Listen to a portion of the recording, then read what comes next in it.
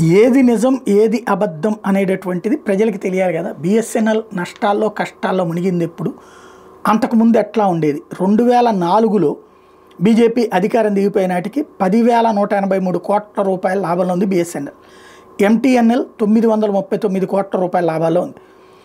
ఆ తర్వాత కాంగ్రెస్ నేతృత్వంలోని యూపీఏ ప్రభుత్వం అధికారంలోకి వచ్చింది. దాదాపుగా 2009 నాటికి బిఎస్ఎన్ఎల్ 1823 వేల కోట్ల నష్టాల్లోకి వెళ్ళింది. ఎంటీఎన్ఎల్ 2611 కోట్ల నష్టాల్లోకి వెళ్ళింది. ఆ తర్వాత 2014 ఆయన దిగిపోయే నాటికి బిఎస్ఎన్ఎల్ 8,234 కోట్ల రూపాయల నష్టాల్లోకి వెళ్తే ఎంటీఎన్ఎల్ 3,311 కోట్ల రూపాయల నష్టాల్లోకి వెళ్ళింది.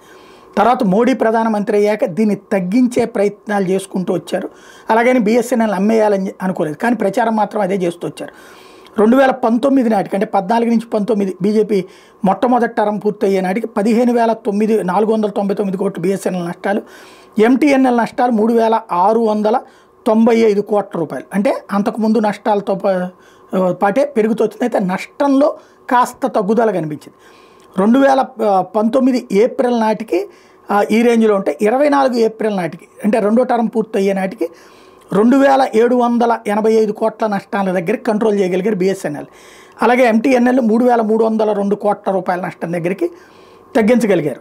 ఇప్పుడు మోడీ ప్రధానమంత్రిగా మూడోసారి ఎన్నికైన తర్వాత ఆ సంస్కరణల ఇంపాక్ట్ 2.74 లక్షల కోట్ల రూపాయల ఆర్థిక ప్యాకేజ్ ఇవ్వడంతో ఇప్పుడు బిఎస్ఎన్ఎల్ సంస్థ 2025 ఫిబ్రవరి నెలలో 17 ఏళ్ల తర్వాత తొలిసారి లాభాల్లోకి వచ్చింది. 2025 ఆర్థిక సంవత్సరం మూడో త్రైమాసికంలో 262 కోట్ల రూపాయలు బిఎస్ఎన్ఎల్, 800 ఇదే వాళ్ళేమో లాభం 262 కోట్ల రూపాయలు అయితే ఎంటీఎన్ఎల్ నష్టం మాత్రం తగ్గింది 890 కోట్ల రూపాయలు. 2024 జూన్లో బిఎస్ఎన్ఎల్కి 8.4 కోట్ల మంది సబ్స్క్రైబర్లు ఉంటే డిసెంబర్ ముగిసే నాటికి ఈ సంఖ్య 9 కోట్లు దాటింది. బిఎస్ఎన్ఎల్ మొబిలిటీ సర్వీస్ రెవెన్యూ 15% పెరిగింది. ఫైబర్ టు ది హోమ్ ఆదాయం కూడా 18% పెరిగింది.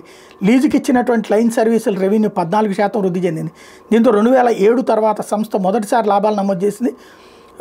ఇదే అత్యంత కీలకమైనటువంటి అంశం. కాకపోతే ఇంత డీటెయిల్గా ఎవరు చెప్పే ఓపిక తీరిక లేదు ఇప్పుడు.